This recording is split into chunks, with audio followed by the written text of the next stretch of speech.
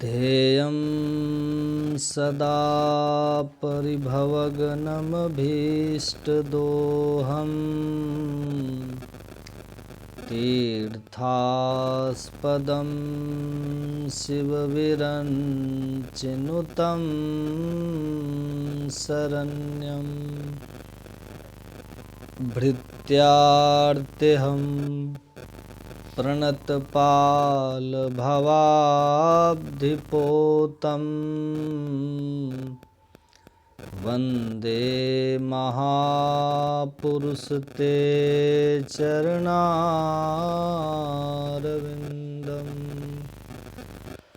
अखण्डमण्डलाकारं व्याप्तं येन चराचरं तत्पदं दर्शितं येन तस्मै श्रीगुरुवे नमः। तस्मै श्रीगुरुवे नमः। नित्यशुद्धं निराभासं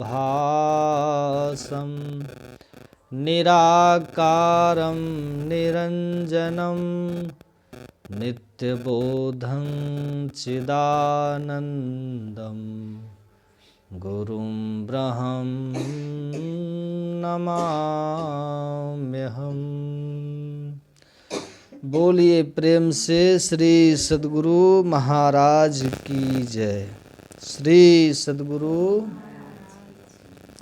जोर से बोलिए, श्री सद्गुरु महाराज की।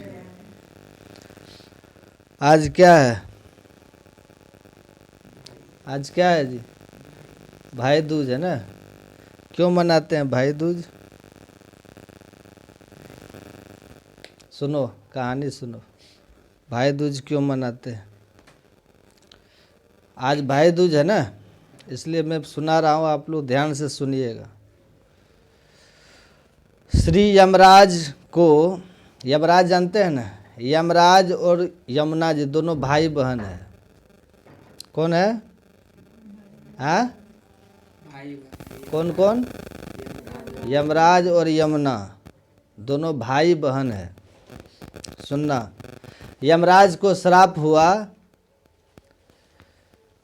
कि मृतात्माओं का, प्रेतों का आधिपत्य तुम्हें प्राप्त हो। तुम बड़े क्रूर कर्मा हो, तुमने अपनी माता के ऊपर पैर उठाया है, तुम्हारा पैर गल जाए। पैर उठाया था, मारा नहीं था। और तुमको मृतात्माओं के ऊपर शासन करना पड़ेगा। बड़ा कठोर कार्य है। यमुना जी को कहा कि तुम भाई का पक्ष लेती हो, जाओ नदी होकर बहो। सूर्य नारायण ने, पिताजी ने ही श्राप दिया। बाद में सूर्य नारायण ने विचार किया कि ये तो बड़ा धर्मशील है यम और यमुना, ऐसा क्यों हुआ? ध्यान में देखा तो अरे ये जो संज्ञा है ना, हमारी पत्नी, सूर्य नारायण के पत्नी संज्ञा, ये वो नहीं है, उसकी छाया है। ऐसा था कि भगवान सूर्य में इतना अधिक तेज है, इतना अधिक उष्णता है भगवान सूर्य में, सूर्य नारायण में, कि उनके तेज को उनकी पत्नी संज्ञा देवी सहन नहीं कर पाती थी। तो अपने पिता के पास चली जाती थी बार बार। पिताजी कहते नहीं, विवाह हो गया, तुम यहाँ क्यों, जाओ वहीं जाओ। परम पति व्रता थी संज्ञा देवी। एक बार पिताजी ने कहा जाओ, अब लौट के यहाँ नहीं आना, जाओ। हमने कन्यादान कर दिया, तो कन्यादान के बाद फिर दान की वस्तु को दाता के पास नहीं रहना चाहिए, वहीं जाओ। सुन रहे हैं? वहीं जाओ। तो पिता की आज्ञा तो माननी ही थी।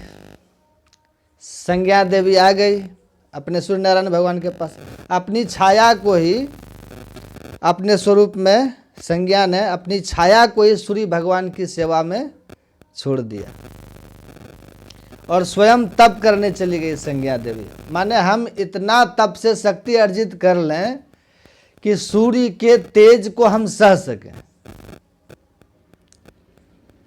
ठीक है, वो तपस्या करने चली गई संज्ञा देवी। अब अपनी छाया को कह के गई थी संज्ञा जी कि देखो भगवान सूर्य को पता नहीं चले कि तुम छाया हो मेरी, मेरे कर्तव्य का पूरा पालन करना और पुत्रों के प्रति भेद नहीं रखना, पुत्रों के प्रति, क्योंकि जानती थी इससे भी संतान होगी, छाया से भी कहीं भेद ना हो जाए। बोला ठीक है। तो क्या हुआ, ध्यान से सुनिएगा, बहुत बढ़िया प्रसंग है।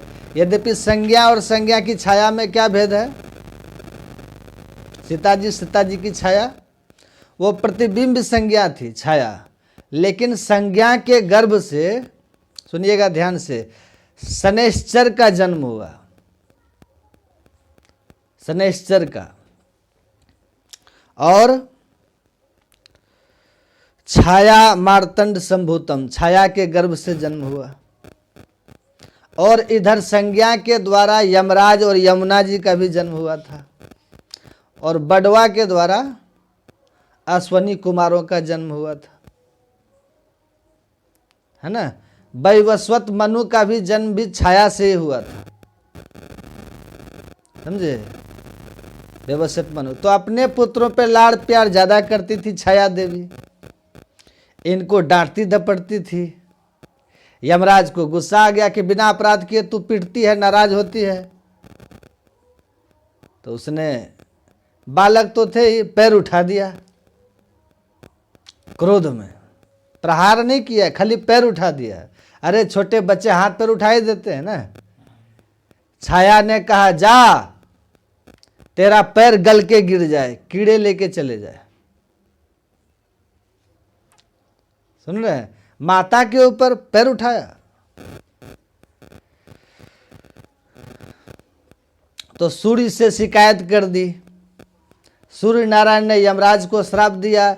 यमुना जी ने कहा इनका अपराध नहीं, आप विचार तो करें। अच्छा तू भी पक्ष ले रही है, तुझे भी श्राप है, तुम नदी होकर के बहो, तो वो मृतात्माओं के ऊपर शासन करो। यमराज को कहा तुम। अब ध्यान में देखा ऐसा हुआ क्यों? तो इसका भेदभाव क्यों है? भेदभाव तत्काल अपने ध्यान में सूर्य नारायण ने देख लिया, समझ लिया। उनको लगा कि वस्तुतः यमराज और यमुना जी का तो कोई दोष नहीं है, दोष ही नहीं है। तब उन्होंने कहा कि तुम्हारे पैर का कुछ अंश कृमि लेके धरती पर चले जाएंगे, माता का श्राप भी सत हो जाएगा, तुम्हारा पैर ठीक ठाक रहेगा। तुम मृतात्माओं के शासक तो रहोगे ही, लेकिन उनका कोई प्रभाव तुम्हारे चित्त पर नहीं पड़ेगा। तुम भगवान के महान भागवतों में तुम्हारी गणना होगी, समझ रहे हैं। तुम्हें कठोरता करने का दोष नहीं लगेगा, क्योंकि तुम न्यायाधीश हो। यमराज को कहा, जज फांसी देता है, जज, पर उसको फांसी देने का पाप नहीं लगता कि तुमने ब्रह्म हत्या कर दी है, अमुक की हत्या कर दी हो, पाप उसको नहीं लगता जज को। हाँ, यदि न्यायोचित फैसला वो न ले जज, तो पाप लगेगा उसको। और वो फांसी दे देता है तो उसको कोई पाप नहीं, सजा उचित न दे तो पाप है। यदि फांसी जैसा पाप किया है और फांसी नहीं दिया, तब उसको पाप लगेगा जज को। लेकिन फांसी देता है तो उसको पाप नहीं लगेगा, उचित में, सही में, तब पाप नहीं लगता। देश की सीमाओं पर खड़े सिपाही दुश्मन से लोहा न ले, वहाँ खड़े होकर के भी कहे अहिंसा परमो धर्म, अहिंसा परमो धर्म, हम किसी पे गोली नहीं चलाएंगे, तो देश की सीमाएं सुरक्षित रहेंगी। इसलिए उन्हें पाप नहीं लगता, सैनिकों को, देश की सीमाओं में। युद्ध में वीर प्रतिपक्ष का, शत्रुओं का वध करता है। युद्ध करते करते वीर गति को प्राप्त होता है। तो योग युक्त सन्यासी को जो गति प्राप्त होती है ना, वही गति युद्ध में रणे चाभिमुखे हतः, वही गति उसको प्राप्त होती है, सैनिकों को जो बॉर्डर पे लड़ते हैं। तो ये सब बात बहुत ध्यान से सुनने और समझने की है। यमराज को कोई दोष नहीं लगता है। ठीक है। अब दोनों चले गए सूर्य की सन्निधि से, वो तो यमलोक में हो गए और ये नदी बनकर बहने लगी यमुना। यमुना जी को भगवान अंगीकार करेंगे, पानी ग्रहण करेंगे। एक रूप तुम्हारा नदी का होगा, एक तुम्हारा आदि दैविक स्वरूप साक्षात होगा। उस स्वरूप से श्री कृष्ण तुम्हारा पानी ग्रहण करेंगे। समझ रहे हैं? समझ गए? तो अब यमुना जी को अपने भैया का वियोग सताया। सुनिएगा ध्यान से, बहुत वियोग सताया। मेरा भाई, इतना प्यारा भाई यमराज चला गया, यम अलग अलग हो गए, भाई बहन हम दोनों। तो यमुना जी बहुत व्याकुल हुई। तो कार्तिक शुक्ल द्वितीया के दिन, आज ही के ही दिन, ब्रज में मधुबन में विश्राम एक घाट है, विश्राम घाट, वहाँ श्री यमराज पधारे विश्राम घाट पर। और उस समय श्री यमुना जी ने अपने हाथ से सुंदर पकवान बना करके, मिष्ठान्न बना करके, खीर मालपुआ बना के यमराज को बड़े प्रेम से जिमाया, टीका किया। तब से ये भैया दूज भातृ द्वितीया प्रसिद्ध हो गई। ठीक है। पोथी में लिखा है, स्कंद पुराण में लिखा है, पढ़ लीजिएगा, कि आज की तिथि के दिन, सुनिएगा, अपने बहन के घर जाकर भोजन करना चाहिए। बहन अपने हाथ से भोजन बनावे, भगवान को भोग लगावे, गुरु को भोग लगावे, और हो सके तो बहन अपने हाथ से जिमावे, हैं, ग्रास बनाकर भाई के मुख में दे। इसका पुण्य क्या है? बोले भाई के पाप नष्ट होते हैं, ये लिखा पोथी में। उसका रोग दोष अलाय बलाय सब खत्म हो जाती है भाई का। साल भर वो आनंद में रहता है, स्वस्थ रहता है, भाई निरोग रहता है। बहन के हाथ से किया हुआ भोजन उसे अमृत भोजन माना जाता है आज के दिन। हाँ, पर कंजूस भाई नहीं होना चाहिए। हाँ, कि वहाँ जाके खीर मालपुआ खाया है और 100 रुपया दे के बहन जी को चरण छू के चले आए। 1000 रुपया का तो बेचारी का खर्च करवाया, आज 100 रुपया दे करके चले आए। ऐसा कंजूस भाई नहीं होना चाहिए, है ना। भाई ऐसा होना चाहिए अपनी सामर्थ्य के अनुरूप, है ना। वह वस्त्र, आभूषण और द्रव्य अर्पित करे बहन को। अपने भांजे भांगनियों को, उनको भी वस्त्राभूषण अर्पित करे, और बहन भोजन करा के मस्तक पर टीका करे, आशीर्वाद के रूप में नारियल दे और आशीर्वाद ले, है ना। ये 2 पर्व भाई बहन के हमारे देश के बड़े पवित्र हैं। एक ये भातृ द्वितीया, यम द्वितीया, और दूसरा पर्व क्या है? बोलो कौन? रक्षाबंधन, है ना। तो रक्षाबंधन में देखो क्या बढ़िया सुंदर बात है। यम द्वितीया को, भातृ द्वितीया को भाई को बहन के घर जाना है, और श्रावण पूर्णिमा को बहन को भाई के घर आना है ना। तो ये विधि बना दी कि कम से कम साल में कितनों मामा व्यस्त होगा तो भी अपने भांजों के यहाँ, अपने बहन के यहाँ एक बार तो साल में जाएगा, है। भाई कितना भी व्यस्त होगा तो भी श्रावण पूर्णिमा में अपनी बहन के घर तो जाएगा राखी बंधवाने के लिए। इस तरह से ये पर्व हमारे सनातन धर्म के बड़े पवित्र पर्व हैं। और उस समय बहन का नेग होता है। नेग जानते हैं ना, नेग तो मांगने का नेग भी होता है। तो यमुना जी से यमराज ने भोजन करके, टीका करा के, सुनिएगा ध्यान से, नेग मांगा। यमुना ने यमराज से, यमुना जी ने नेग मांगा। यमराज ने कहा कि तुम्हारा नेग है, तुम मांग लो, आज हम प्रसन्न हैं, तुमको जो चाहिए सो मांग लो। तो यमराज बड़े हैं, यमुना छोटी है, ठीक है। कहा मांग लो बहन। तो यमुना जी के हृदय में दया बहुत विशेष आई, बहुत विशेष। जीवों के प्रति यमुना जी के मन में बड़ी भारी करुणा है। श्री यमुना जी ने कहा भैया, हमने सुना है आप बहुत सजा देते हो पापियों को, बहुत दंड देते हो, यमराज की यातना बड़ी भयंकर है। कहा हाँ बहन जी, काम तो हमारा ऐसा ही है, तेल के कड़ाही में खोलाना, मुदगरों से पीटना और आरा चलवा देना, जाने कैसी कैसी यातना हम दिलवाते हैं पापियों को। तो ये तो बहुत बुरा काम है बहन मेरा, बुरा काम हो चाहे अच्छा काम हो, यही हमको मिला है, हम यही करते हैं। यमराज ने कहा तो ये बेचारे जीव, इनका पाप से बचना तो बड़ा कठिन है।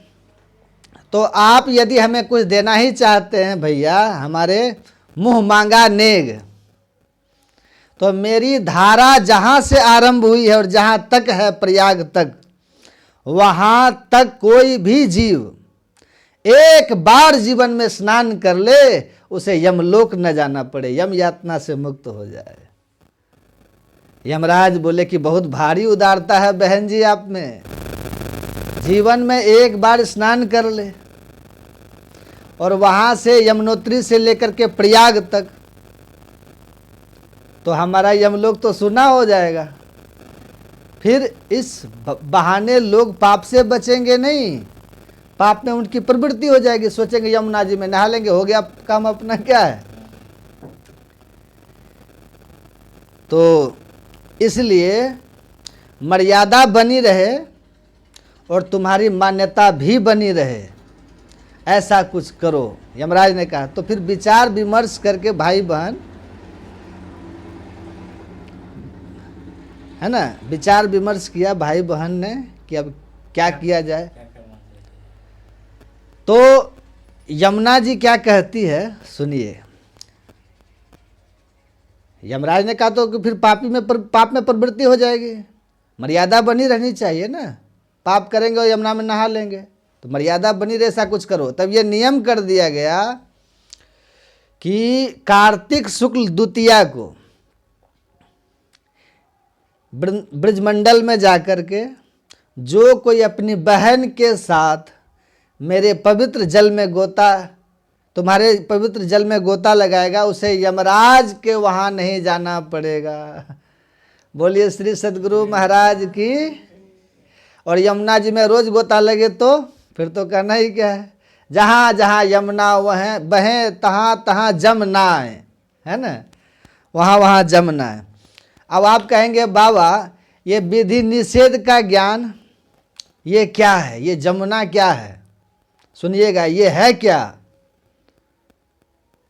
है ना, असली जमुना क्या है। रामायण में लिखा हुआ है, गोस्वामी श्री तुलसीदास जी महाराज लिखे हैं, क्या लिखे हैं, ये विधि निषेध क्या है, ये जमुना की धारा क्या है। वे लिखते हैं विधि निषेधमय कलिमल हरणी, अकर्म कथा रवि नंदिनी बरनी। ये विधि निषेध का जो ज्ञान है, ये कर्म कथा जो है, कर्तव्य अकर्तव्य कथा जो है, ये क्या है, तुलसीदास जी कहते हैं रवि नंदिनी। रवि नंदिनी का अर्थ क्या होता है, सूर्य की पुत्री, समझ रहे हैं। रवि नंदिनी का अर्थ होता है सूर्य की पुत्री। सूर्य की पुत्री कौन है, तो मैंने कहा ना यमुना, यमुना है सूर्य की पुत्री। सूर्य का पुत्र कौन है, अभी सुनाए ना, यमुना तो सूर्य की पुत्री है, सूर्य का पुत्र है यमराज। सूर्य के पुत्र का ही नाम है यम, पुत्री है यमुना, पुत्र का नाम है यम, जिसे यमराज कहते हैं। हम आप हैं कैसे, किसके फंदे में अभी पड़े हुए हैं, यम के ही फंदे में पड़े हुए हैं। कबीर साहब लिखे हैं, उनकी वाणी में है, एक तो अंधेरी कोठरी तामे दिया न बाती हो, अब बहिया पकड़ी यम, वही यमराज, बहिया पकड़ी यम ले चले कोई संग न साथी हो। ये यम क्यों है, महर्षि संतसेवी परमहंस जी महाराज कहते थे, जब तक तम है तब तक यम है। तम कहाँ पर है? तम कहाँ है? आंख बंद करके देखिए, सबके भीतर में तम है। तम मतलब अंधकार। जब तक ये अंधकार है तब तक हम यम के फंदे में हैं। अंधकार क्या है? ये यम का प्रतीक है। हम यम के देश में हैं, प्रदेश में हैं, इसलिए यहाँ दुख होता है। यम के देश में किसी को सुख नहीं होता है। हमारे गुरु महाराज कहते, इसलिए आप पढ़ेंगे पदावली में, जनी लिपटोरे प्यारे जग परदेसवा, सुख कछुई हवा नाही, यह परदेसवा काल को भेसवा, जोरे आवे दुख पाहे। ये प्रदेश है। प्रदेश का अर्थ होता है दूसरे का देश। दूसरे किसका देश है? तो यम का देश है ये। हम यम के नगरी में आ गए। अब यदि यम से बचना हो तो क्या करिएगा? मैंने पहले ही कहा, यम है भाई। अब बहन कौन है? बहन है यमुना। अगर यम से बचना है तो यमुना के पास जाना होगा। आप पढ़िएगा भागवत में। भागवत में बहन को दया की मूर्ति कहा गया है। भाई भले क्रूर हो सकता है, लेकिन बहन क्रूर नहीं होती है ना। और आप इतिहास जानते हैं कि नहीं? हमारे गुरु महाराज का पालन पोषण किसने किया था? उनकी बहन झूलन दाई ने किया था। गुरु नानक देव जी का पालन पोषण किसने किया था? उनकी बहन नानकी ने करी है। जब ज्ञानेश्वर जी महाराज को सबों ने छोड़ दिया, अंतिम में जो साथ निभाने वाली थी वो थी उनकी बहन मुक्ताबाई। ये बहन को ग्रंथों में, भागवत में खास करके दया की मूर्ति कहा गया है। अगर भाई के प्रकोप से बचना हो तो बहन को पकड़ लीजिए।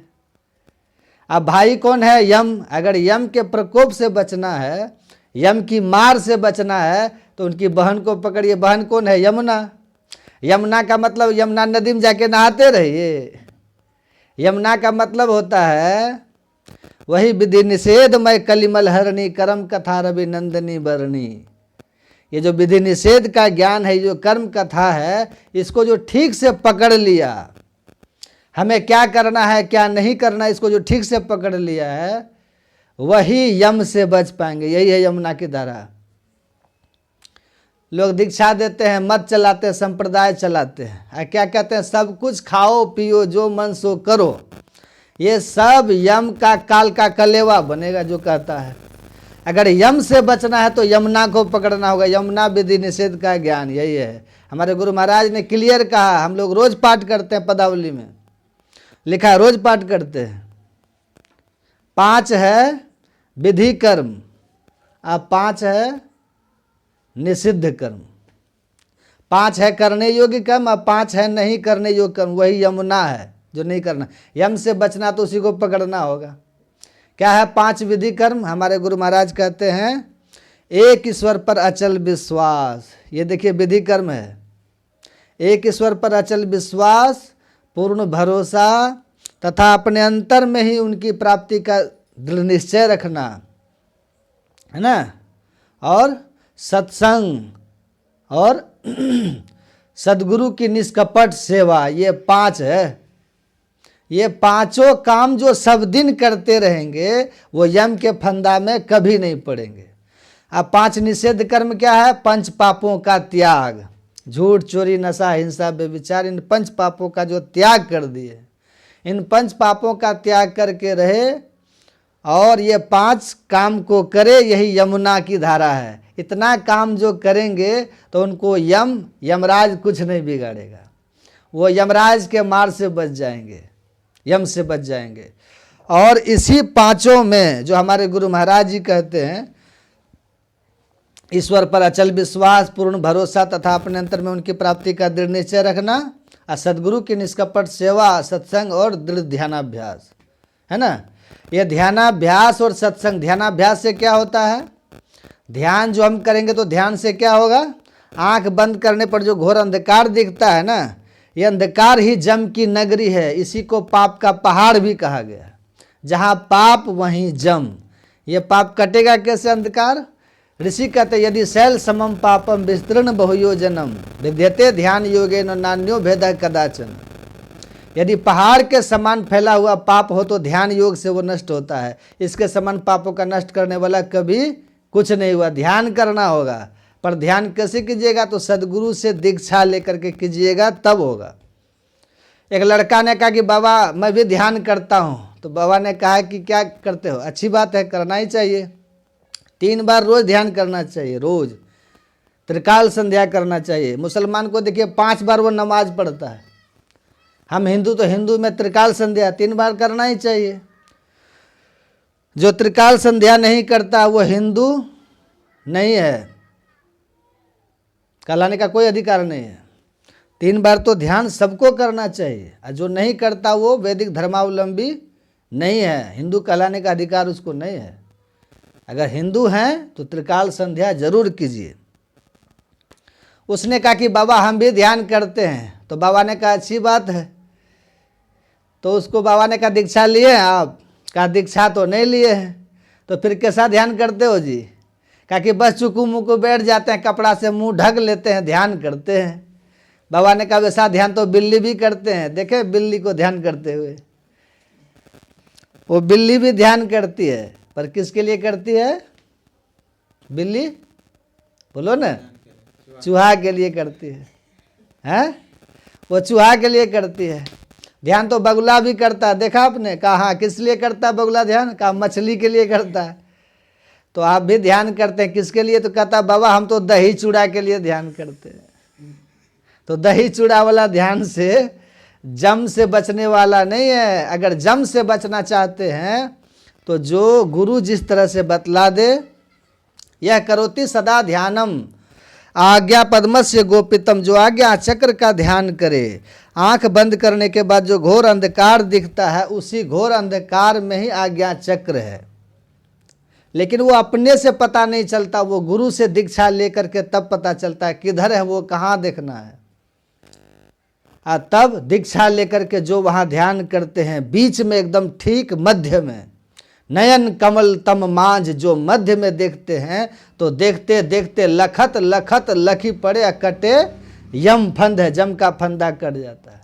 2 नयन बीचों बीच सन्मुख, एक टक देखत रहो, एक टक देखते रहिए वहाँ गुरु से दीक्षा लेके। लेकिन एक टक देखने का सामर्थ्य किस में आएगा? एक टक देखने की शक्ति किस में आती है जी? जो खूब बढ़िया से मानस जप और मानस ध्यान कर लेते हैं उसको।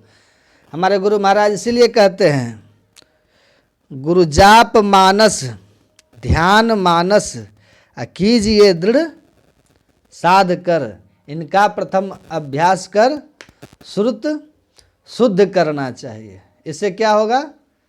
इसका फल क्या है? तो हमारे गुरु महाराज कहते हैं इसका प्रथम अभ्यास कर श्रुति शुद्ध करनी चाहिए, अपनी वृत्ति को शुद्ध करना चाहिए। जिसकी वृत्ति पवित्र होती है उसी का मन ठहरता, उसी की दृष्टि टिकती है। वृत्ति अगर अशुद्ध होगी, अपवित्र होगी तो दृष्टि टिकेगी नहीं। तो दृष्टि को टिकाने के लिए 2 काम करना बहुत आवश्यक है। गुरु महाराज कहते हैं यदि कोई चाहे कि गुरु का इष्ट का हम ध्यान किए बिना हम दृष्टि योग की साधना कर लेंगे, ये असंभव है। कैसे है? तो गुरु महाराज कहते हैं धरती पर रह के छुअन आकाशा, जैसे कोई धरती पे खड़ा होकर आकाश को नहीं छू सकता, ऐसे कोई मानस ध्यान किए बिना कोई दृष्टि योग की साधना, जिससे तम टूटेगा अंधकार फटेगा, वो नहीं कर सकता। ये इस तरह से कीजिएगा तो अपने भीतर प्रकाश हो जाएगा। प्रकाश में ही शब्द की प्राप्ति होती है जो परमात्मा तक पहुंचाता है। फिर ये हमारा ये मानव तन सफल हो जाता है, जन्म मृत्यु का चक्कर ही खत्म हो जाता है। ऊंचा महलगम पुरजहवा संत समागम होई, आ जो कोई पहुँचे वही नगरिया आवागमन न होई। यही काम हम लोग को करना चाहिए, यही मानव तन का कर्तव्य कर्म है ना, यही है। तो सभी को कार्तिक शुक्ल पक्ष की द्वितीया को भैया दूज के रूप में आज मनाते हैं, भाई दूज। पूरे भारत में जो सनातनी लोग हैं, भाई बहन का एक अद्भुत त्यौहार है। और हमारे यहाँ इसे एक और नाम से जानते हैं, वो है यमदत्तिया। मतलब जो भी इस चीज़ को जानते हैं वो भाई बहन मिलकर भैया दूज वाले दिन जमुना जी में स्नान करते हैं, मथुरा में विश्राम घाट पर। और स्नान दोनों साथ में करते हैं भाई बहन जमुना जी में। उसके पीछे एक रीज़न है, पुरातन कथा मैंने सुना ही दिया कि यमराज की बहन है यमुना, है ना, सुने ना। और यमुना के यहाँ पर एक बार यमराज गए और यमराज जब पधारे तो यमुना मैया ने उनका सत्कार किया कि भाई आए। ऑफिसली आप जानते हैं कि जब कोई भाई बहन के आता है तो बहन बड़ी प्रसन्न होती है, बड़ी तैयारियां करती है पूजा पाठ के साथ, तो उनको खिलाना पिलाना बड़े अच्छे ढंग से करती है। तो यमुना मैया ने बड़ा सत्कार किया भाई का, यमराज का। तो यमराज बड़े प्रसन्न हुए और कहा बहन मैं तुमसे प्रसन्न हूँ तो देना चाहता हूँ। तो वही मांगा कि जो मेरे में स्नान करे, जो बहन अपने भाई के साथ यमुना में स्नान करे, आप आज मुझे ये वर दो कि वो कभी भी आपके पुरी में नहीं जाए, नरक में न जाए, वो यमपुरी में नहीं जाए, वो मुक्त हो जाए। मतलब वो अपने स्वर्ग में जाए, चाहे भगवान के धाम में जाए, पर वो नरक में नहीं जाए। यमराज अपनी बहन से बड़े प्रसन्न थे, उन्होंने एवं अस्तु कह दिया। तो यही कहते हैं, कहावत है, जो जमुना जी का दर्शन भी कर लेता है ताकि यम कछु करे न हानि, यमराज उसे कोई हानि नहीं पहुंचाते। इसलिए जमुना जी का हमारे शास्त्रों में बहुत महत्व है। और ऐसा भी मानते हैं कि भैया दूज वाले दिन अपनी सगी बहन के हाथ से बना हुआ भोजन अपनी बहन के घर में जाके करना चाहिए, और सगी बहन अपने हाथ से भोजन उनको कराए, और फिर भैया वहाँ जाकर उन्हें आभूषणों से, वस्त्रों से, मिष्ठान से तृप्त करके आए। तो ऐसे भाई भी यमराज के यहाँ पर नहीं जाते हैं। तो ये जो हमारे शास्त्रों में बड़ा सुंदर व्यवस्था है, सगी बहन नहीं हो तो जिनको आप धर्म की बहन बोलते हैं, पहले सगी बहन को, अगर वो नहीं हो तो उसके अभाव में अपनी धर्म की बहन को, मुँह बोली बहन को भी अगर वहाँ जाकर भोजन करेंगे तो लाभ मिलता है। तो शास्त्रों में भैया दूज के नाम से हम लोग जानते हैं। तो आप सबसे मेरा निवेदन है कि अपनी बहनों का आदर करें, रिस्पेक्ट करें, और किसी की बहन को भी दुख न दें, जो कि हमारे यहाँ पत्नी के रूप में, बहन के रूप में है। क्योंकि हम लोग बातें बहुत करते हैं, पर भैया दूज की सबसे प्यारी गिफ्ट यही होगी कि पूरे भारत में सनातनियों की बेटी बहनें सुरक्षित रहेंगी। तो हैप्पी भैया दिवस, है ना।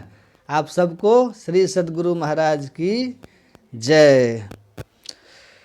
तो यही भैया दूज का है। अब आरती कर लीजिए।